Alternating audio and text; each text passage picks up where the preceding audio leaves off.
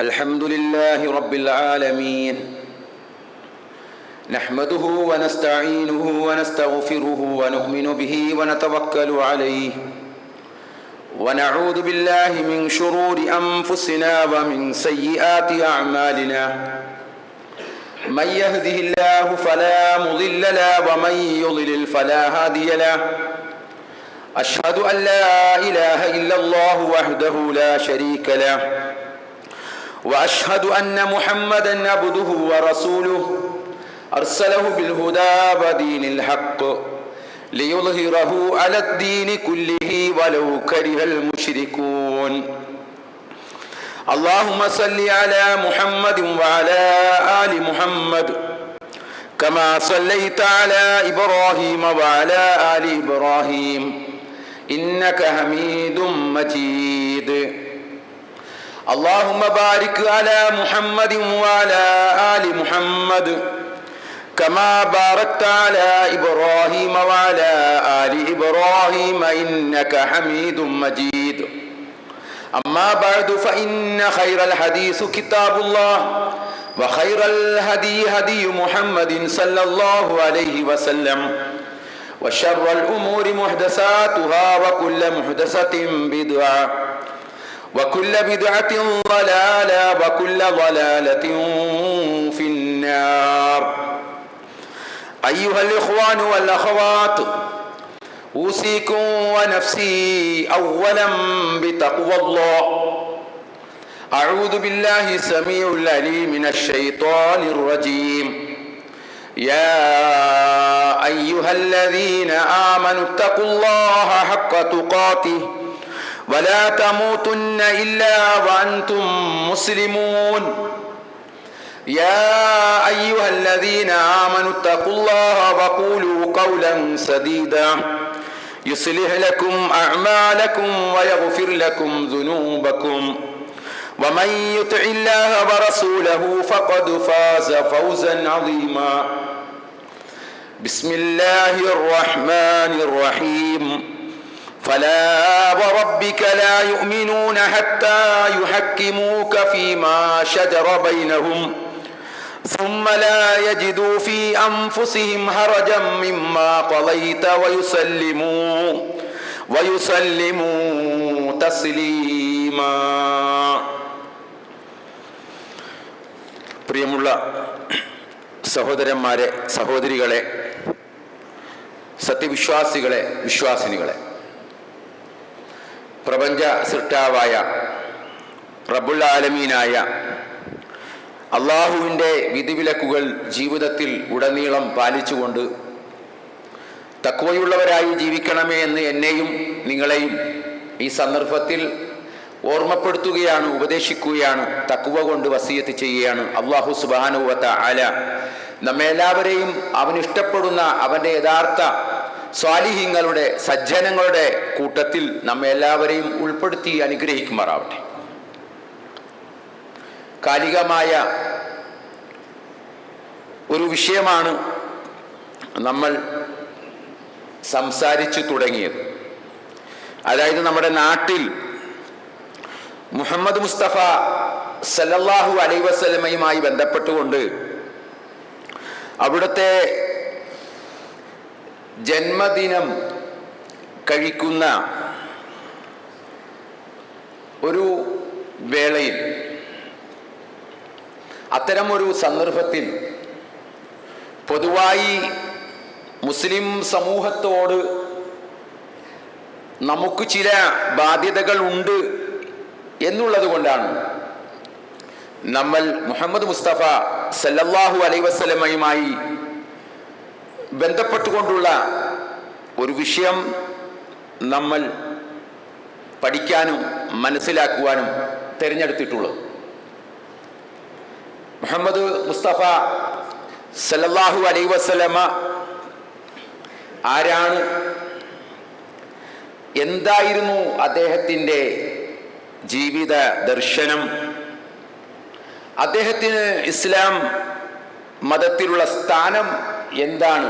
അള്ളാഹുവിൻ്റെ അടുക്കലുള്ള സ്ഥാനം എത്രയാണ് എന്നുള്ള കാര്യങ്ങളൊക്കെ നമുക്ക് പലപ്പോഴായിട്ട് നമ്മൾ കേൾക്കുകയും മനസ്സിലാക്കുകയും ഒക്കെ ചെയ്തിട്ടുള്ളവരാണ്.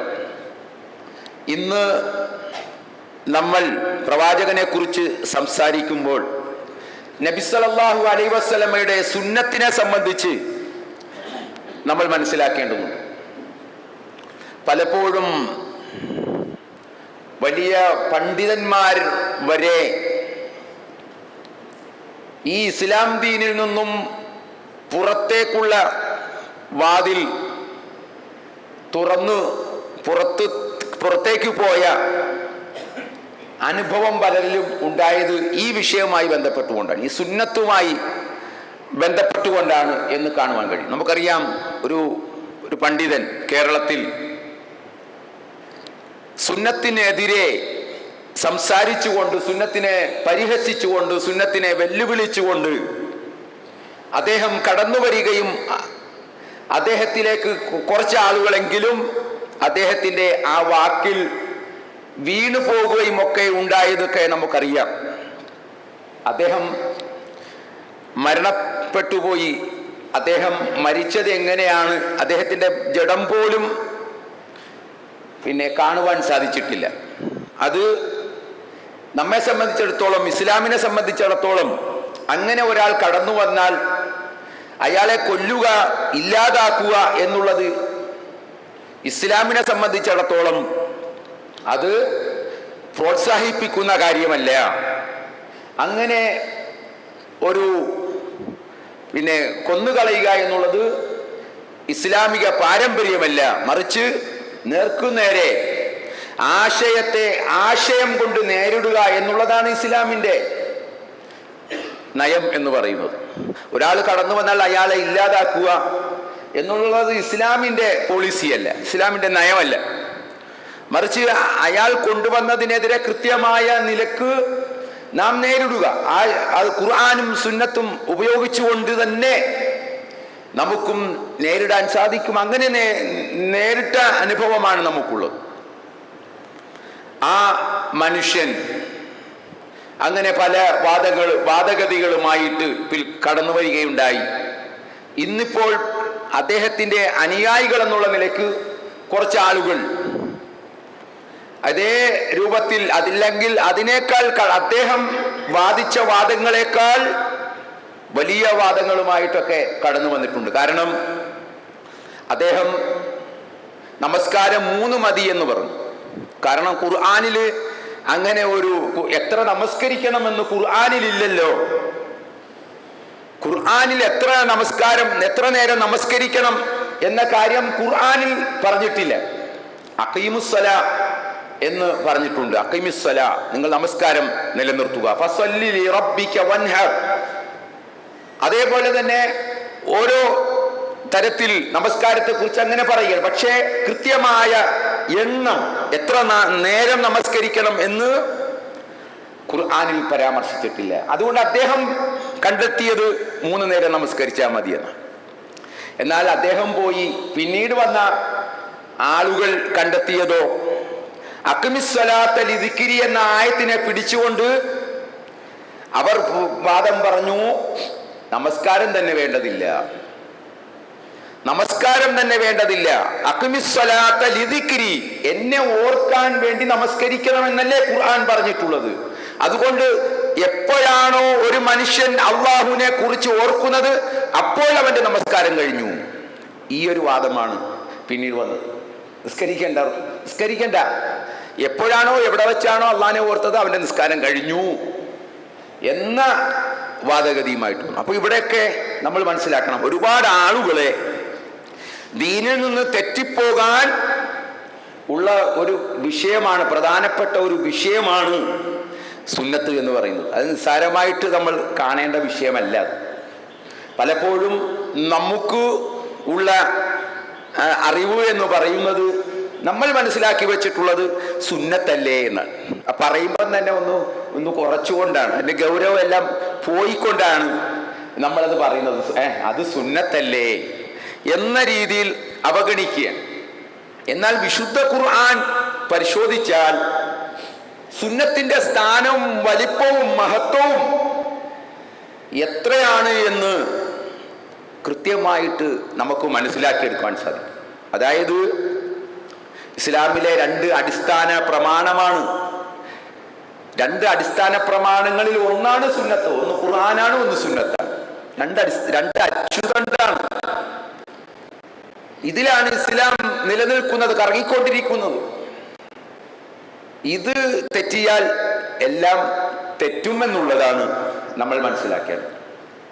അപ്പൊ ഖുർആൻ ഒരു കാര്യം പറഞ്ഞിട്ടുണ്ടെങ്കിൽ അത് പ്രധാനപ്പെട്ടതാണ്, അതിന്റെ പ്രാധാന്യം ഉള്ളതാണ്. അതുപോലെ തന്നെയാണ് സുന്നത്ത്. സുന്നത്ത് എന്ത് പറഞ്ഞിട്ടുണ്ടോ അതിനും അതേ പ്രാധാന്യം തന്നെയാണ് നമ്മൾ കൽപ്പിക്കേണ്ടത്. ഖുർആനിൽ ഒരു കാര്യം നിഷിദ്ധമാക്കി, സുന്നത്തിൽ ഒരു കാര്യം നിഷിദ്ധമാക്കി. അപ്പൊ ഖുർആനിൽ നിഷിദ്ധമാക്കിയത് അത് നിഷിദ്ധവും കൂടുതൽ നിഷിദ്ധവും, സുന്നത്തിൽ ഒരു കാര്യം നിഷിദ്ധമാക്കിയത് അത് അതിന്റെ കുറഞ്ഞ നിഷിദ്ധവും, അങ്ങനെ ഒന്നൊന്നില്ല. ഖുർആൻ നിഷിദ്ധമാക്കിയതാണെങ്കിലും സുന്നത്ത് നിഷിദ്ധമാക്കിയതും എല്ലാം ഒരുപോലെയാണ് എന്ന് നമ്മൾ മനസ്സിലാക്കേണ്ടതുണ്ട്. വമാ ആതാകുമുർ റസൂലു ഫഖുദൂഹു വമാ നഹാകും അൻഹു ഫൻതഹു വത്തഖുല്ലാഹ ഇന്നല്ലാഹ ശദീദുൽ ഇഖാബ്. നമ്മൾ പലപ്പോഴും കേൾക്കുന്ന ഒരു ആയത്താണ് വമാ ആതാകും. സുന്നത്തിന്റെ വിഷയം വരുമ്പോൾ നമ്മൾ കേൾക്കുന്ന ഒരു ആയത്താണ് വമാ ആതാകുമുർ റസൂലു ഫഖുദൂഹു വമാ നഹാകും അൻഹു ഫൻതഹു. അദ്ദേഹം കൊണ്ടുവന്നത് മുഹമ്മദ് മുസ്തഫ സല്ലല്ലാഹു അലൈഹി വസല്ലമ അല്ലെങ്കിൽ റസൂൽ കൊണ്ടുവന്നത് നിങ്ങൾ സ്വീകരിക്കുകയും ഫഖുദൂഹു നിങ്ങൾ സ്വീകരിക്കുകയും വമാ നഹാകും അൻഹു ഫൻതഹു അദ്ദേഹം എന്താണോ നിങ്ങളോട് വിലക്കിയിട്ടുള്ളത് അതിൽ നിന്ന് നിങ്ങൾ വിലക്കുകയും ചെയ്യുക. അതാണ് അല്ലാഹു സുബ്ഹാനഹു വ തആല നബി എന്തുകൊണ്ടുവന്നോ അത് സ്വീകരിക്കുക. അപ്പോ ഒഴിഞ്ഞു മാറാൻ സാധിക്കുകയില്ല. നബി അവിടുത്തെ ജീവിതത്തിൽ എന്തൊക്കെയാണോ പറയുകയും പഠിപ്പിക്കുകയും ഒക്കെ ചെയ്തിട്ടുള്ളത് അത് നമ്മൾ നിർബന്ധമായും അനുഷ്ഠിച്ചേ മതിയാവും. അത് നിർബന്ധമായിട്ടും അനുഷ്ഠിച്ചേ മതിയാവും. ഈ കർമ്മശാസ്ത്രത്തിലാണ് സുന്നത്ത് പറയുമ്പോൾ ഫിഖ്ഹില് സുന്നത്തിനെ സംബന്ധിച്ച് പറഞ്ഞിട്ടുള്ളത് നമുക്കൊക്കെ അറിയാം. നമ്മൾ മദ്രസയിൽ പഠിച്ചിട്ടുണ്ട്. എന്താണ് സുന്നത്ത് എന്ന് പറഞ്ഞാൽ? എടുത്താൽ കൂലിയുള്ളതും ഉപേക്ഷിച്ചാൽ ശിക്ഷയില്ലാത്തതുമായ കാര്യത്തിനാണ് സുന്നത്ത് എന്ന് പറയുന്നത്, അല്ലെ? ഫർള് നിർബന്ധം, വാജിബ് നിർബന്ധം, മക്റൂഹ്, അല്ലെ? അങ്ങനെ ഓരോന്നും നമ്മൾ പഠിച്ചിട്ടുണ്ട്. 5 മതവിധികൾ നമ്മൾ എണ്ണി പഠിച്ചിട്ടുണ്ട്. അതിൽപ്പെട്ട സുന്നത്തിനെ നമ്മൾ പഠിച്ചത് ഈ വിധത്തിലാണ്. എടുത്താൽ കൂലിയുള്ളതും ഉപേക്ഷിച്ചാൽ ശിക്ഷയില്ലാത്തതുമായ കാര്യത്തിനാണ് സുന്നത്ത് എന്ന് പറയുന്നത്. പക്ഷേ അത് ഫിഖ്ഹിലാണ് ഐച്ഛികമായ കാര്യങ്ങൾ ആയിട്ട് ബന്ധപ്പെട്ടുമാണ്. പക്ഷേ അതേസമയം പ്രവാചകന്റെ വാക്കുകൾ പ്രവാചകൻ പാടില്ല എന്ന് ഉറപ്പിച്ചു പറഞ്ഞ സംഗതികൾ അത് പാടില്ല എന്ന് തന്നെയാണ്. അതിലൊരു മാറ്റവും ഇല്ല. പ്രവാചകൻ ചെയ്യാൻ നമ്മളോട് കൽപ്പിച്ചിട്ടുള്ളത് ചെയ്യുക തന്നെ വേണം. അതിലും ഒരു മാറ്റവുമില്ല. അതിലവിടെ അതില് വലിപ്പ കൂടുതൽ അങ്ങനെ ഒരു വ്യത്യാസം കൽപ്പിക്കാൻ സാധ്യമല്ല. ഈ ആയത്ത് വമാ ആതാകുമുർ റസൂലു ഫഖുദൂഹു വമാ നഹാകും അൻഹു ഫൻതഹു എന്ന ഈ ആയത്തിനെ വിശദീകരിച്ചുകൊണ്ട് മഹാനായ പണ്ഡിതൻ അബ്ദുറഹ്മാൻ ഇബ്നു നാസിർ അസ്സഅദി റഹ്മത്തുള്ളാഹി അലൈഹി അദ്ദേഹത്തിന്റെ തഫ്സീർ സഅദിയിൽ പറയുകയാണ് വഅന്നമാ ജാഅ ബിഹി റസൂലു യതഅയ്യനു അലൽ ഇബാദിൽ അഖ്ദു ബിഹി വത്തിബാഉഹു വലാ തഹല്ലു മുഖാലിഫതുഹു വഅന്ന നസ്ർ റസൂലി അലൽ ഹുക്മി ഷൈഇൻ കനസ്സില്ലാഹി തആല ലാ റുഖ്സത ലിഅഹദിൻ വലാ ഉദ്റ ലഹു ഫീ തർക്കിഹി വലാ യജൂസു തഖ്ദീമു ഖൗലി അഹദിൻ അലാ ഖൗലിഹി. തഫ്സീർ സഅദിൽ പറയുകയാണ് വഅന്നമാ ജാഅ ബിഹി റസൂൽ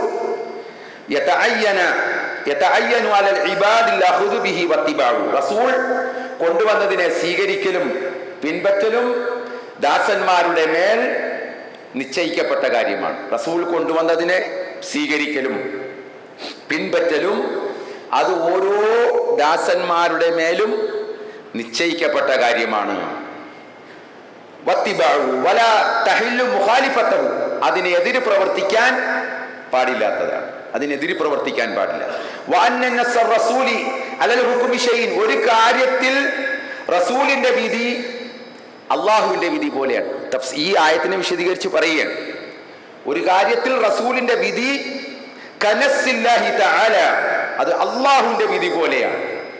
ലാ റുഖ്സത ലിഅഹദിൻ വലാ ഉദ്റ ലഹു ഫീ തർക്കിഹി, അത് ഉപേക്ഷിക്കാൻ ഒരാൾക്കും ഒരു ന്യായമോ ഇളവോ ഇല്ല. അത് ഉപേക്ഷിക്കാൻ, ആ കൽപ്പന ഉപേക്ഷിക്കാൻ ഒരാൾക്കും ന്യായമോ ഇളവോ ഇല്ല. വലാ യജൂസു തഖ്ദീമു ഖൗലി അഹദിൻ അലാ ഖൗലിഹി, റസൂലിന്റെ വാക്കിനേക്കാൾ സല്ലല്ലാഹു അലൈഹി വസല്ലം റസൂലിന്റെ വാക്കിനേക്കാൾ ഒരാളുടെ വാക്കിനും മുൻഗണന നൽകാവുന്നതുമല്ല. ഇതാണ് പറഞ്ഞത്. റസൂലിന്റെ വാക്കിനേക്കാൾ ഇന്ന ആൾ ഇന്നത് പറഞ്ഞില്ലേ, ഇന്ന ഖോജ, ഇന്ന മഹാൻ, ഇന്ന ഷെയ്ഖ് അത് പറഞ്ഞില്ലേ, അതൊന്നും ഇത് ഈ വിഷയത്തിൽ ബാധകമല്ല. റസൂലിനെ പരിപൂർണമായി അനുസരിക്കുക എന്നുള്ളതാണ്, പിൻപറ്റുക എന്നുള്ളതാണ്. അതാണ് സ്വർഗത്തിൽ പോകാൻ. നമുക്ക് സ്വർഗം വേണോ? നമ്മുടെ അമൽ അള്ളാഹ് സ്വീകരിക്കണോ? നമ്മുടെ ഇഷ്ടത്തിന് അമൽ ചെയ്തിട്ട് അങ്ങോട്ട് ചെന്നാൽ അള്ളാഹ് സ്വീകരിക്കുകയില്ല. ഇവിടെ പ്രവാചകൻ കാണിച്ച് തന്ന മാതൃക കൂടി ഉൾക്കൊണ്ടെങ്കിൽ മാത്രമേ ഒരു കർമ്മം അള്ളാഹുവിന്റെ അടുക്കൽ സ്വീകരിക്കപ്പെടുകയുള്ളൂ. ഒരു വീട്ടിലേക്ക് ഒരാൾ കടന്നു വരികയാണ്. ഒരാൾ നേരെ വന്നു, ഗേറ്റ് തുറന്നു വന്നു. ഒരാൾ മതിൽ ചാടി വന്നു. യജമാനൻ എങ്ങനെയാ സ്വീകരിക്കുക? ആരെയാണ് സ്വീകരിക്കുക? ആരെയാണ് കുറ്റം പറയുക, വെറുക്കുക? നേരെ വരാൻ വന്ന ഗേറ്റ് തുറന്ന് അത് ആ വീട്ടിലേക്ക് വന്ന ആളും മതിൽ ചാടി കടന്നു വന്ന ആളും രണ്ടാളും വന്നിട്ടുണ്ട്. പക്ഷെ ഒരാൾ വന്നത് എന്താണ്, അനധികൃതമാണ്. ശരിയായ നിലയിലല്ല അയാൾ വീട്ടിലേക്ക് വന്നിട്ടുള്ളത്. ഇതുപോലെ അള്ളാഹു ഒരാളുടെ കർമ്മം സ്വീകരിക്കണമെങ്കിൽ കൃത്യമായി മുഹമ്മദ് മുസ്തഫ സല്ലല്ലാഹു അലൈഹി വസല്ലമ പഠിപ്പിച്ചതുപോലെ ആയിരിക്കണം. അപ്പം ഈ വിഷയം നമ്മൾ മനസ്സിലാക്കണം. നമ്മുടെ നാട്ടിൽ സുന്നികളാണ്, ഞങ്ങൾ വലിയ സുന്നികളാണ് എന്ന് പറയുന്ന ആളുകളുണ്ട്. ഞങ്ങൾ സുന്നികളാണ്. സുന്നത്തിൻ്റെ തരി പോലും ഇല്ലായിരിക്കും. നമ്മൾ ഇതിൻ്റെ പരസ്യമുണ്ടല്ലോ, ഒരു പാൽപ്പൊടിയുടെ പരസ്യം, തരി പോലുമില്ല കണ്ടുപിടിക്കാൻ എന്ന ഒരു പരസ്യം നമ്മൾ മുമ്പ് കേട്ടിട്ടുണ്ട്. ഇതുപോലെയാണ്. സുന്നത്തില്ല, പേര് എന്താണ്, സുന്നി എന്നാണ്. അപ്പൊ അങ്ങനെ ആവാൻ പാടില്ല. ആ സുന്നത്തിന് പരിപൂർണമായും ആ സുന്നത്ത് ഉൾക്കൊണ്ട ആളുകളായിരിക്കണം നമ്മൾ. പലപ്പോഴും ഈ വാദിക്കുന്ന ആളുകളെ എടുത്തു നോക്കൂ, അവരുടെ അഖീദ പരിശോധിച്ച് നോക്കൂ, അവരുടെ വിശ്വാസം, അവരുടെ ആചാരം, കർമ്മങ്ങൾ എല്ലാം പ്രവാചകൻ പഠിപ്പിക്കാത്ത, കൽപ്പിക്കാത്ത, പ്രവാചകന്റെ മാതൃകയില്ലാത്ത പ്രവർത്തനങ്ങളാണ് പല പ്രവർത്തനങ്ങളും. പേര് സുന്നി. അങ്ങനെ സുന്നി ഇട്ടത് കൊണ്ട് സുന്നിയാകുമോ? അഹ്ലുസുന്നത്തി വൽ ജമാഅ ആകുമോ? എല്ലാ പള്ളികളെടുത്ത് നോക്കൂ, അറ്റാച്ച്ഡ് ജാറങ്ങൾ, ഖബറുകൾ കെട്ടിപ്പൊക്കി ആ ഖബറാളിയോട് പ്രാർത്ഥിക്കുന്ന സമൂഹം, അതിന് നേതൃത്വം കൊടുക്കുന്ന പണ്ഡിതന്മാർ, എന്നിട്ട് അവർ വാദിക്കുകയാണ് ഞങ്ങൾ അഹ്ലുസുന്നത്തി വൽ ജമാഅ.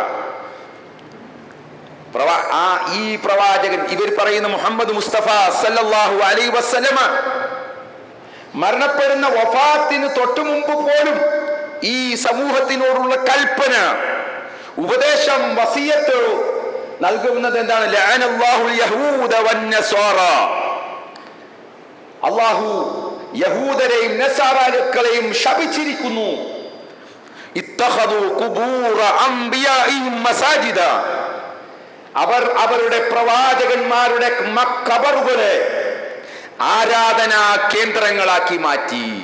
അതുകൊണ്ട് അവർ അള്ളാഹുവിന്റെ ശാപത്തിന്, അള്ളാഹുവിന്റെ കോപത്തിന് അവർ വിധേയരായി.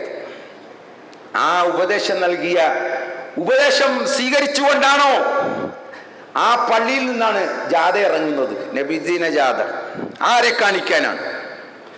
ആരെ തൃപ്തിപ്പെടുത്താൻ വേണ്ടിയാണ്? ശക്തി പ്രകടനമാണോ? ആ ശക്തി കൊണ്ടൊന്നും മതിയാകുമോ? ഓടേണ്ടി വരും ചില സമയത്ത്. എന്ത് ശക്തി പ്രകടനം? ഈമാൻ ഇല്ലാത്തവരാണ് എങ്കിൽ നിൽക്കാൻ പറ്റുകയില്ല, പിടിച്ചു നിൽക്കാൻ സാധിക്കുകയില്ല. അള്ളാഹിന്റെ സഹായവും കൂടി ഉണ്ടെങ്കിൽ മാത്രമേ. നിങ്ങൾ നോക്കൂ, പലസ്തീനിലേക്ക് നോക്കൂ, അവർ പിടിച്ചു നിൽക്കുകയാണ്. കാരണം അവർക്ക് ഈമാനുണ്ട്. അവർ ഓരോ ബോംബ് വീഴുമ്പോഴും, അവരുടെ മുമ്പിൽ പിളർന്ന കുഞ്ഞുങ്ങൾ മരിച്ചു വീഴുമ്പോഴും അവർ പറയുന്നത് ഹസ്ബി അല്ലാഹ്, എനിക്ക് അല്ലാഹ് മതി എന്നാണ്. മറിച്ച് നമ്മുടെ നാട്ടിലോ ഇന്ന വലിയാണ്, ഇന്ന ശൈഖാണ്, ഇന്ന തങ്ങളാണ് എന്നൊക്കെയല്ലേ പറയുന്നത്. നമ്മുടെ ഈ സമൂഹത്തിലുള്ള വിശ്വാസം, ഈ സമൂഹത്തിൽ അള്ളിപ്പിടിച്ചിട്ടുള്ള വിശ്വാസം ഇസ്ലാമിന്റെ വിശ്വാസമാണോ? ഇസ്ലാമിന്റെ കർമ്മങ്ങളാണോ? നമ്മൾ പരിശോധിക്കണം. എന്തായിരിക്കും നമ്മുടെയൊക്കെ അവസ്ഥ? ഇതുപോലുള്ള ഒരു പരീക്ഷണങ്ങൾ നമ്മുടെ നേർക്കാണ് വരുന്നത് എങ്കിൽ നമ്മുടെയൊക്കെ അവസ്ഥ എന്തായിരിക്കും? തങ്ങളെ നിങ്ങൾ ഇല്ലായിരുന്നെങ്കിൽ ഞങ്ങൾ രക്ഷപ്പെടുമായില്ല. ബദരീങ്ങളെ കാക്കണേ. വെള്ളപ്പൊക്കം വന്നപ്പം ഈ കേരളത്തിലെ അറിയപ്പെടുന്ന വലിയ തങ്ങളുടെ ഒരു പ്രാർത്ഥനയാണ്. നിങ്ങളെല്ലാം കണ്ടു കാണും, കേട്ടു കാണും. ഇങ്ങനെ വന്നു കരയുകയാണ്, ബദരീങ്ങളെ. അള്ളാനെ വിളിക്കേണ്ടതിന് പകരം ആരെയാണ് ഇവർ വിളിക്കുന്നത്? എന്നിട്ട് പറയുന്നു എന്താണ് 916 സുന്നികളാണ്, 916 സുന്നികളാണ് ഞങ്ങൾ എന്ന് പേരിട്ടത് കൊണ്ട് സുന്നിയാവുകയില്ല. മറിച്ച് അത് എന്തായിരിക്കണം? ആ സുന്നത്ത് മുറുകെ പിടിക്കണം. പ്രവാചകന്റെ മാതൃകകൾ ജീവിതത്തിലേക്ക് കൊണ്ടുവരണം. ഓരോന്നും നമ്മൾ നമ്മുടെ ജീവിതത്തിലേക്ക് കൊണ്ടുവരുമ്പോഴാണ് നമ്മൾ യഥാർത്ഥത്തിൽ സുന്നികളാവുക. പ്രവാചകന്റെ കൽപ്പനകൾ ഓരോന്നും നമ്മൾ മനസ്സിലാക്കേണ്ടതുണ്ട്, പിൻപറ്റേണ്ടതുണ്ട്. നോക്കുക, പ്രവാചകൻ സല്ലല്ലാഹു അലൈഹി സുന്നത്തിന്റെ ആ സ്ഥാനം, മഹത്വം. മിഖ്ദാം ഇബ്നു മഅദി കരിബ് റളിയല്ലാഹു അൻഹു അൻ റസൂലില്ലാഹി സ്വല്ലല്ലാഹു അലൈഹി വസല്ലം അന്നഹു ഖാൽ അലാ ഇന്നി ഊതിതുൽ കിതാബ വമിസ്ല മഅഹു.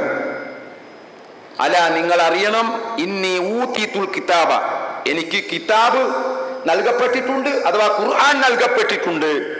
വമിസ്ല മഅഹു, അതുപോലെയുള്ളതും അതിന്റെ കൂടെ അതുപോലുള്ളതും എനിക്ക് നൽകപ്പെട്ടിട്ടുണ്ട് എന്നാ പറയും. അപ്പൊ ഖുർആനിലെ ആയത്തുകളിൽ പറഞ്ഞ മുഴുവനും അള്ളാഹ് പറഞ്ഞതാണ്. എന്നാൽ റസൂലുള്ളാഹി സ്വല്ലല്ലാഹു അലൈഹി വസല്ലമയുടെ വർത്തമാനമോ നബി പറഞ്ഞതോ അതും അള്ളാഹുവിന്റെ മറ്റൊരു നിലയ്ക്കുള്ള വഹി തന്നെയാണ്. അള്ളാഹുവിന്റെ വഹിയിലൂടെ പ്രവാചകന്റെ സംസാരമാണ്. അത് ഖുർആൻ പറഞ്ഞിട്ടുള്ളതാണ്. വമാ യന്തിഖു അനിൽ ഹവാ ഇൻ ഹുവ ഇല്ലാ വഹീയൂഹാ. അദ്ദേഹം സ്വന്തം ഇഷ്ടപ്രകാരം സംസാരിക്കുന്ന ആളല്ല. പ്രവാചകൻ സ്വന്തം ഇഷ്ടത്തിന് സംസാരിക്കുന്ന ആളല്ല. അത് ഇങ്ങനെ ഇരുന്ന ഇരിപ്പിൽ നിങ്ങൾക്ക് അഞ്ച് വഖത്ത് നിസ്കാരം, ഇന്ന സക്കാത്ത്, ഇന്ന പോലെ അങ്ങനെ ഇഷ്ടത്തിനനുസരിച്ച് ദേഹേച്ഛക്കനുസരിച്ച് പറയുന്ന ഒരു വ്യക്തിയല്ല പ്രവാചകൻ. നമ്മൾ പ്രവാചകനെ മനസ്സിലാക്കിയിരിക്കുന്നത് എങ്ങനെയാണ്? ഒരു കളിയായിട്ട് വന്ന ഒരു പ്രവാചകനല്ല. പലപ്പോഴും നമുക്ക് അങ്ങനെയൊക്കെ തോന്നുന്നുണ്ടാവും. പ്രവാചകന്റെ ഓരോരോ വാക്കുകൾ എടുത്തു നോക്കൂ, നാം പരിശോധിച്ചു നോക്കൂ. ഈ മനുഷ്യ സമൂഹത്തിനാകമാനം കാരുണ്യമായിട്ടാണ് പ്രവാചകനെ അള്ളാഹു നിയോഗിച്ചത് എന്ന് പറയുന്നു. വമാ അർസൽനാക ഇല്ലാ റഹ്മത്തൻ ലിൽ ആലമീൻ. പ്രവാചകരെ, അങ്ങയെ നാം ഈ ലോകത്തിന് കാരുണ്യമായിട്ടല്ലാതെ അയച്ചിട്ടില്ല. നിങ്ങൾ നോക്കൂ, ഈ അടുത്ത് പാമ്പ് കടിച്ചു ബെഡ്ഷീറ്റിൽ കിടന്ന് ഉറങ്ങിയ മനുഷ്യനെ പാമ്പ് കടിച്ചു മരിച്ചു. പ്രവാചകന്റെ കൽപ്പന, നിങ്ങൾ കിടക്കപ്പായിലേക്ക് പോകുമ്പോൾ നിങ്ങൾ കിടക്കുന്ന ബെഡ്ഷീറ്റുകൾ കുടഞ്ഞിട്ട് വേണം കിടക്കാൻ. തീയിലെ അടുപ്പ് തീ പൂർണ്ണമായും അണച്ചതിന് ശേഷം വേണം നിങ്ങൾ അടുക്കളയിൽ നിന്ന് വരാൻ, ഉറങ്ങാൻ. ഇതൊക്കെ പ്രവാചകന്റെ കൽപ്പനകളാണ്. മനുഷ്യരോട് അത്രമാത്രം സ്നേഹവും ഇഷ്ടവുമുള്ള പ്രവാചകനായിരുന്നു മുഹമ്മദ് മുസ്തഫ സല്ലല്ലാഹു അലൈഹി വസല്ലം. അപ്പോൾ ഓരോ സംഗതികളും അത് എനിക്കിഷ്ടമല്ല, എൻ്റെ ബുദ്ധിക്ക് യോജിക്കുന്നില്ല എന്നൊക്കെ പറഞ്ഞാൽ ശരിയാകുകയില്ല. എനിക്ക് സ്വർണം ധരിക്കണം, സ്വർണം ധരിച്ചാൽ എന്താ കുഴപ്പം എന്നൊക്കെ ചോദിക്കുന്ന മക്കളുണ്ട്. സ്വർണം ധരിച്ചാൽ എന്താ കുഴപ്പം? റസൂല് പറഞ്ഞു അത് പാടില്ല, തെറ്റ്, ഹറാമാണ്. പുരുഷന് അത് ഹറാമാണ്. എൻ്റെ സമുദായത്തിലെ പുരുഷന്മാർക്ക് സ്വർണം ധരിക്കൽ ഹറാമാണ് എന്ന് പ്രവാചകൻ പഠിപ്പിച്ചതാണ്. അത് ഹറാമ് തന്നെയാണ്. ഒരിക്കൽ ഒരാളുടെ വിരലിൽ സ്വർണ്ണമോതിരം കണ്ടിട്ട് പ്രവാചകൻ അത് ഊരി വലിച്ചെറിഞ്ഞു. പ്രവാചകൻ എന്നിട്ട് പോയി, അവിടെ നിന്ന് പോയി. ഒരാൾ പറഞ്ഞു കൊടുത്തു, അതെടുത്തോ. അപ്പൊ പറഞ്ഞു, ആ സഹാബി പറയുകയാണ്, മോതിരം അണിഞ്ഞ സഹാബി പറയുകയാണ്, ഇല്ല, എൻ്റെ പ്രവാചകൻ ഇഷ്ടമില്ലാത്തത് എനിക്ക് ഇനി വേണ്ട എന്ന് തീരുമാനിക്കുകയാണ്. എനിക്കിനി അത് വേണ്ട എന്ന് തീരുമാനിക്കുകയാണ്. അതാണ് പ്രവാചക സ്നേഹവും പ്രവാചകന്റെ ഇഷ്ടവും, പ്രവാചകനോടുള്ള ഇഷ്ടവും എന്ന് പറയുന്നത്. അതല്ലാതെ ഒരു കച്ചവടമാക്കി മാറ്റുകയല്ല ഇവിടെ. ഇന്ന് നടക്കുന്നത് പ്രവാചക സ്നേഹം എന്ന് പറയുന്നത് കച്ചവടങ്ങളാണ്. പ്രവാചകന്റെ പേരിലുള്ള കച്ചവടം നിങ്ങൾ കേട്ടില്ലേ? 1/2 സെന്റിമീറ്റർ വളർന്നു പ്രവാചകന്റെ മുടി എന്ന്. മർക്കസിൽ ഉള്ള മുടി 1/2 സെന്റിമീറ്റർ വളർന്നു. എത്ര പരസ്യമായിട്ടാണ് ഒരു പണ്ഡിതൻ പ്രവാചകന്റെ പേരിൽ കളവ് പറയുന്നത്? അള്ളാനെ പേടിക്കണ്ടേ? വയസ്സായില്ലേ? ഇനി എത്ര നാൾ ജീവിച്ചിരിക്കും? വയ്യ, ശരീരമെല്ലാം തളർന്നു, നേരെ ചൊവ്വെ സംസാരിക്കാൻ വയ്യ. ഇനിയെങ്കിലും ഇത് നിർത്തിക്കൂടെ? മരിച്ചു പോകേണ്ട മനുഷ്യരല്ലേ എന്ന ഒരു ഭയം പോലുമില്ലാതെ ഈ സമൂഹത്തോട് വിളിച്ചു പറയുകയാണ്. പച്ച നുണകൾ, കളവുകൾ പ്രവാചകന്റെ പേരിൽ വിളിച്ചു പറയുകയാണ്. 1/2 സെന്റിമീറ്റർ വളർന്നുവെന്ന് കളവ് പറയുകയാണ്. എന്നിട്ട് യാക്കൗം അല്ലാഹു അക്ബർ. അങ്ങനെയുള്ള കൗമ ഉണ്ടെങ്കിൽ പിന്നെ ഏത് കളവും എപ്പോഴും പറയാം, ആർക്കും പറയാം. അങ്ങനെയുള്ള ഒരു സമൂഹത്തിന്റെ ആളുകളായിട്ട് തരം താഴ്ന്നു പോയി. ഒരു ആവറേജ് ബുദ്ധിയെങ്കിലും ഒരു മുസ്ലിമിനുണ്ടായിരിക്കണം. ഒരു ആവറേജ് ബുദ്ധിയെങ്കിലും ഉണ്ടായിരിക്കണം. എന്നാൽ അത് ചോദിക്കണം, 1/2 സെന്റിമീറ്റർ വളർന്നുവെങ്കിൽ നേരത്തെ അത് അളന്നു വെച്ചിട്ടാണോ? നേരത്തെ എത്ര ഉണ്ടായിരുന്നു? ചോദിക്കണ്ടേ? ഉസ്താദിനോട് ചോദിക്കണ്ടേ? ആരും ചോദിക്കണ്ടേ? ഉസ്താദ് പറഞ്ഞു, കേട്ടു, വിശ്വസിച്ചു. സമീഅന വഅതഅന, ഞങ്ങൾ കേട്ടു, അനുസരിച്ചു. അപ്പൊ ഇങ്ങനെ ആയി മാറാൻ പാടില്ല. കൃത്യമായിട്ട് നമ്മൾ മനസ്സിലാക്കണം. നമ്മൾ ഈ സമീപകാല സംഭവങ്ങളൊക്കെ പഠിച്ച് മനസ്സിലാക്കി എന്താണ് സുന്നത്ത് എന്ന് കൃത്യമായി മനസ്സിലാക്കി ആ സുന്നത്തിലൂടെ ജീവിക്കാൻ നമുക്ക് സാധിക്കണം. മഹാനായ പണ്ഡിതൻ പറഞ്ഞില്ലേ, ഇമാം മാലിക് റഹ്മഹുല്ലാ, അദ്ദേഹം പറഞ്ഞു, ഈ സുന്നത്ത് എന്ന് പറയുന്നത് നൂഹ് നബി അലൈഹി സ്വലാത്തു വസ്സലാമയുടെ കപ്പൽ പോലെയാണ്. നൂഹ് നബി അലൈഹി സ്വലാത്തു വസ്സലാമയുടെ കാലത്തെ കപ്പലാണ് സുന്നത്ത് എന്ന് പറയും. അതിൽ കയറിയ ഫമൻ റക്കിബ, ആരെങ്കിലും അതിൽ കയറിയാൽ നജ, അവൻ രക്ഷപ്പെട്ടു എന്നാണ്. ആ കപ്പലിൽ കയറിയവർ രക്ഷപ്പെട്ടു, അല്ലാത്തവൻ നശിച്ചുപോയി എന്നാണ്. അപ്പൊ സഹോദരങ്ങളെ, ഈ സാന്ദർഭികമായിട്ട് നമ്മളൊക്കെ മനസ്സിലാക്കേണ്ടത് ഓരോ കാര്യവും പ്രവാചകന്റെ ജീവിതത്തിലേക്ക് നമ്മൾ ഇറങ്ങി ചെല്ലണം. ഒരു കുടുംബനാഥനാണെങ്കിൽ ആ പ്രവാചകന്റെ കുടുംബജീവിതത്തിലേക്ക് നമ്മൾ കണ്ണോടിക്കണം. എന്തെല്ലാമായിരുന്നു അവിടുത്തെ കുടുംബജീവിതം? സഹാബിമാരൊക്കെ പഠിച്ചിരുന്നു. ഊഴം വെച്ച് പ്രവാചകന്റെ അടുക്കൽ പോയി പഠിച്ചിരുന്നു. ഉമർ റളിയല്ലാഹു അൻഹു പറയുകയാണ്, എൻ്റെ അയൽവാസി ആയ അൻസാരി ആയ ഒരു ആളും ഞാനും കൂടെ ഊഴം വെച്ചായിരുന്നു പ്രവാചകന്റെ അടുക്കൽ പോയി പഠിച്ചിരുന്നത്. ഒരു ദിവസം ഞാൻ പോയാൽ പിറ്റേ ദിവസം ഈ അൻസാരിയായ ആളും ആയിരിക്കും പോകുന്നത്. എന്തിനാണ്? രണ്ടുപേർക്കും ജോലിക്ക് പോകണം, ജോലികളൊക്കെ മാറ്റിവെക്കാൻ പറ്റുകയില്ലല്ലോ. അപ്പൊ അതുകൊണ്ട് ഒരു ദിവസം ഞാൻ പോകാം, ഒരു ദിവസം നീ പോയിട്ട് പരസ്പരം പഠിക്കുകയാകും. അതേപോലെ അവരുടെ സംശയങ്ങളൊക്കെ പ്രവാചകനോട് ചോദിക്കുമായിരുന്നു. സ്ത്രീകൾ വരെ ചോദിക്കുമായിരുന്നു. പ്രവാചകനോട് നേരിട്ട് ചോദിക്കാൻ പറ്റാത്ത വിഷയമാണ് എങ്കിൽ പ്രവാചക പത്നിമാരോട് ചോദിച്ച് അവർ സംശയം നിവർത്തുമായിരുന്നു, സംശയം തീർക്കുമായിരുന്നു ഓരോ വിഷയത്തിൽ. അതൊക്കെ ആയിരുന്നു, അങ്ങനെയായിരുന്നു. അപ്പൊ സുന്നത്ത് സഹോദരങ്ങളെ, സുന്നത്തിന്റെ മഹത്വം, സ്ഥാനം അത് നമ്മൾ പരിപൂർണമായും ഉൾക്കൊള്ളണം. എന്നിട്ട് അഹ്ലുസ് സുന്നത്തി വൽ ജമാഅത്ത് പിൻപറ്റി ജീവിക്കണം. അത് ആരുടെയും കുത്തകയല്ല. പലപ്പോഴും പറയുന്നത് ഞങ്ങൾ അഹ്ലുസ് സുന്നി വൽ ജമാഅി എന്നകം അവർക്ക് പറയാനുള്ള ഒരു അവകാശവും ഇല്ല.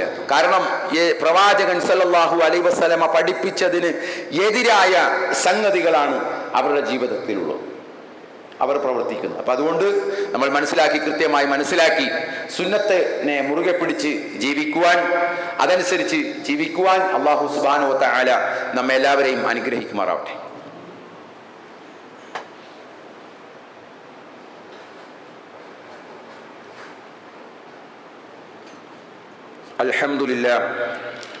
അൽഹംദുലില്ലാഹി റബ്ബിൽ ആലമീൻ വൽ ആഖിബത്തു ലിൽ മുത്തഖീൻ വസല്ലല്ലാഹു അലാ നബിയിൽ മുർസലീൻ വഅലാ ആലിഹി വഅസ്ഹാബിഹി അജ്മഈൻ.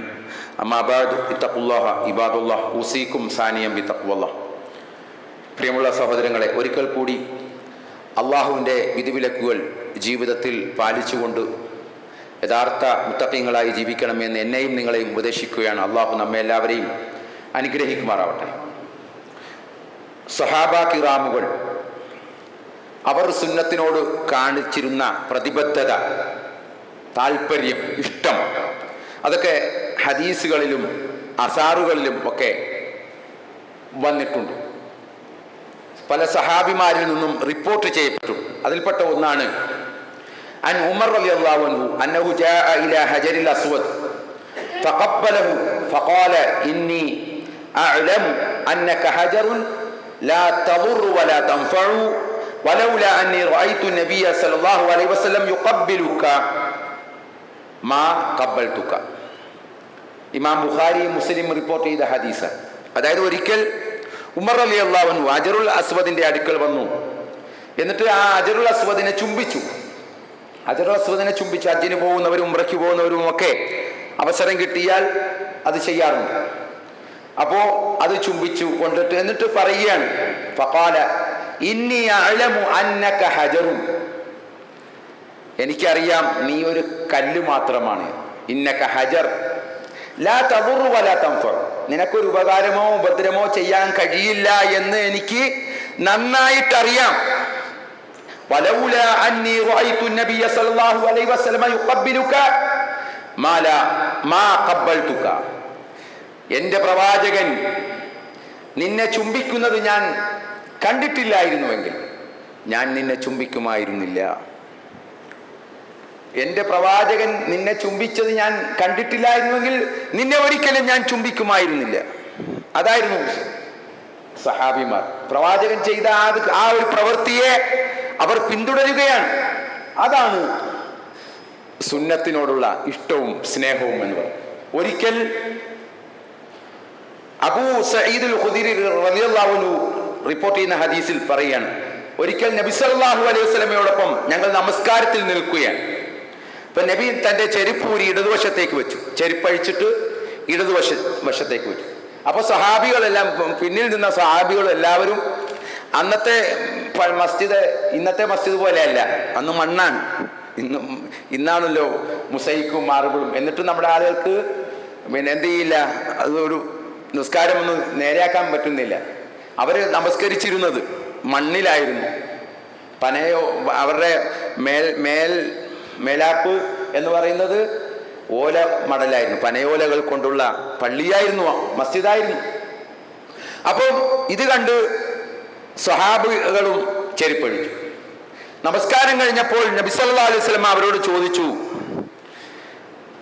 നിങ്ങൾ എന്തിനാണ് ചെരുപ്പഴിച്ചത്?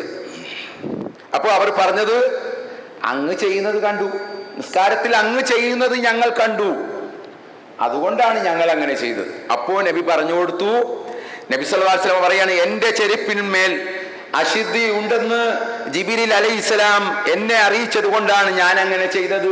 ചെരുപ്പില് മാലിന്യം ഉണ്ടായിരുന്നു, അശുദ്ധി ഉണ്ടായിരുന്നു, അതുകൊണ്ടാണ് ഞാനത് അഴിച്ചു വെച്ചത്. നിങ്ങൾ അഴിച്ചു വെച്ചത് എന്താണ്? അപ്പൊ പ്രവാചകന്റെ ആ ഒരു പ്രവൃത്തി എന്ത് ചെയ്യാണ്? അങ്ങനെ തന്നെ അനുധാവനം ചെയ്യുന്ന സ്വഹാബ കിറാമുകൾ. നമുക്ക് എത്രയോ സുന്നത്തുകൾ പ്രവാചകൻ നമുക്ക് പഠിപ്പിച്ചു തന്നിട്ടുണ്ട്. നമ്മൾ അങ്ങനെ വല്ലതും ചെയ്യാറുണ്ടോ? ആ ഒരു അർത്ഥത്തിലുള്ള ഒരു ജീവിതം നമ്മൾ നയിക്കാറുണ്ടോ? അവിടെയാണ് നമ്മളും സുന്നത്തും തമ്മിൽ എത്രമാത്രം ദൂരമുണ്ട് എന്ന് മനസ്സിലാക്കേണ്ടത്.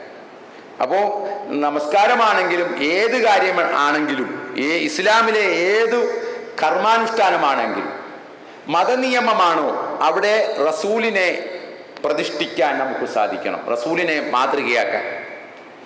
ഇപ്പൊ നമ്മുടെ കുട്ടികളൊക്കെ മുടി വളർത്തുന്നു, അത് ആരെങ്കിലും വളർത്തിയതുപോലെ ആയിരിക്കും. അവൻ ഇഷ്ടപ്പെടുന്ന ആരെങ്കിലും കാണും, ഒന്നെങ്കിൽ കളിക്കാരൻ, ഫുട്ബോൾ കളിക്കാരനെ അനുകരിച്ചുകൊണ്ട് അവന്റെ മുടി ഹെയർ സ്റ്റൈൽ വെച്ചിട്ട് എന്ത് ചെയ്യുന്നു, മുടി വളർത്തുന്നു, താടി ആ രീതിയിൽ, അങ്ങനെയാണ്. പക്ഷെ പ്രവാചകൻ സല്ലല്ലാഹു അലൈഹി വസല്ലമ ഈ ലോകത്തിന് മാതൃകയായിക്കൊണ്ട് അള്ളാഹു നിയോഗിച്ച പ്രവാചകന്റെ ജീവിതവും ആ രീതിയും എങ്ങനെയായിരുന്നു എന്ന് നമ്മുടെ സമൂഹം പഠിക്കുകയും അതനുസരിച്ച് ആ രീതിയിലേക്ക് നമ്മൾ കടന്നു വരികയും വേണം. അതാണ് യഥാർത്ഥത്തിൽ നമ്മൾ ചെയ്യേണ്ടത്. അല്ലാഹു സുബ്ഹാനഹു വ തആല യഥാർത്ഥ സുന്നത്തിനെ മുറുകെ പിടിച്ച് ജീവിക്കുന്ന വിശ്വാസികളിൽ അള്ളാഹു നമ്മെ എല്ലാവരെയും ഉൾപ്പെടുത്തി അനുഗ്രഹിക്കുമാറാവട്ടെ. നമ്മിൽ നിന്നും വന്നുപോയ ചെറുതും വലുതുമായ പാപങ്ങൾ അള്ളാഹു നമുക്ക് പുറത്ത് മാപ്പ് നൽകുമാറാവട്ടെ. നമ്മുടെ കൂട്ടത്തിൽ നിന്നും മരണപ്പെട്ടു പോയ മുഅ്മിനീങ്ങളായ മുത്തഖീങ്ങളായ മാതാപിതാക്കൾക്കും സഹോദരന്മാർക്കും എല്ലാവർക്കും അള്ളാഹു മഗ്ഫിറത്തും മർഹമത്തും നൽകി അനുഗ്രഹിക്കുമാറാവട്ടെ. അവരെയും നമ്മെയും അള്ളാഹു സുബ്ഹാനഹു വ തആല അവൻ്റെ ജന്നാത്തുൽ ഫിർദൗസിൽ ഒരുമിച്ച് കൂട്ടി അനുഗ്രഹിക്കുമാറാവട്ടെ. പലസ്തീനിലെ ഗസയിൽ നമ്മുടെ സഹോദരങ്ങൾ പിടഞ്ഞ് മരിച്ചു കൊണ്ടിരിക്കുന്ന കാഴ്ച, ആ കാഴ്ചകൾ കാണാനുള്ള കരുത്തില്ല റബ്ബേ. അള്ളാഹുവേ, നീ ഇടപെടണേ നാഥ. അള്ളാഹുവേ, നിന്റെ ഇടപെടലുകൾ, അള്ളാഹുവേ, നിന്റെ സഹായങ്ങൾ അവർക്ക് ലഭിക്കണം. അവർക്ക് അത് താമസിപ്പിക്കരുതേ അള്ളാഹുവേ. അള്ളാഹുവേ, അവർക്ക് അവരുടേതായ ഒരു രാജ്യം നൽകി നീ അവരെ ഈ പ്രതിസന്ധിയിൽ നിന്ന്, പ്രയാസത്തിൽ നിന്ന് അള്ളാഹുവെ നീ അവരെ രക്ഷപ്പെടുത്തണേ. അള്ളാഹുവെ, ഇസ്രായേൽ എന്ന് പറയുന്ന ഈ ദുഷ്ടരാജ്യത്തിനെ അള്ളാഹുവെ നീ അവരെ തകർത്തുവിടണമേ റബ്ബേ.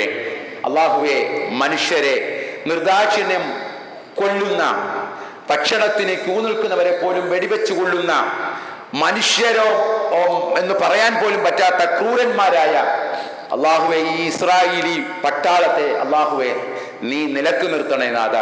അവരെ സഹായിക്കണേ റബ്ബേ. അവരെ സഹായിക്കുന്നവരെ, ആ ആളുകളെ, പലസ്തീനിനെ സഹായിക്കാൻ മുന്നോട്ട് വന്നിട്ടുള്ള രാജ്യങ്ങൾ, ആ രാജ്യങ്ങളെയും നീ അവരെ സഹായിച്ചുകൊണ്ട് അള്ളാഹുവെ എത്രയും വേഗം ഒരു ഇടപെടൽ നീ നടത്തണേ റബ്ബേ.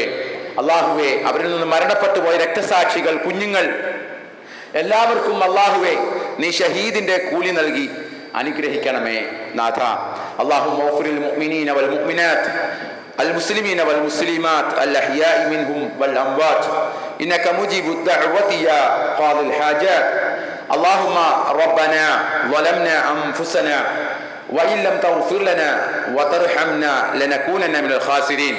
അള്ളാഹുവേ, ഞങ്ങളുടെ കൂട്ടത്തിൽ നിന്നും നമ്മുടെ സഹോദരൻ ഇബ്രാഹിം സാഹിബ് ഉംറയ്ക്ക് പോകുന്ന വിവരം നമ്മളെ അറിയിക്കുകയുണ്ടായി. അള്ളാഹു അദ്ദേഹത്തിൻ്റെ ആ യാത്ര, നിന്നിലേക്ക് വരുന്ന, നിന്റെ വിളിക്ക് ഉത്തരം നൽകാനുള്ള ആ യാത്ര അള്ളാഹുവെ സഫലമാക്കി കൊടുക്കണമേ. അദ്ദേഹത്തിൻ്റെ ദുആ അള്ളാഹുവെ നീ സ്വീകരിക്കണമേ. നമുക്കും ഈ ലോകത്തുള്ള എല്ലാവർക്കും വേണ്ടിയും പ്രാർത്ഥിക്കുവാനുള്ള കഴിവ് അള്ളാഹുവെ നീ നൽകി അവരെ രണ്ടുപേരെയും അനുഗ്രഹിക്കണേ അല്ലാഹുവേ. അല്ലാഹുവേ, ഈ പള്ളിക്ക് വേണ്ടി സാമ്പത്തികമായി സഹായിക്കുന്ന എല്ലാ സഹോദരി സഹോദരന്മാർക്കും അല്ലാഹുവേ അർഹമായ പ്രതിഫലം നൽകി അനുഗ്രഹിക്കണേ. അല്ലാഹുമ്മ ഗ്ഫിർ ലിൽ മുഅ്മിനീന വൽ മുഅ്മിനാത്ത് വൽ മുസ്ലിമീന വൽ മുസ്ലിമാത്ത് അൽ അഹ്യാഇ മിൻഹും വൽ അംവാത്ത് ഇന്നക മുജീബു ദഅവതി യാ ഖാദിൽ ഹാജാത്ത്. അല്ലാഹുമ്മ റബ്ബനാ ആതിനാ ഫിദ് ദുനിയാ ഹസന وفي الآخرة حسنة وقنا عذاب النار. سبحان ربك رب العزة عما يصفون وسلام على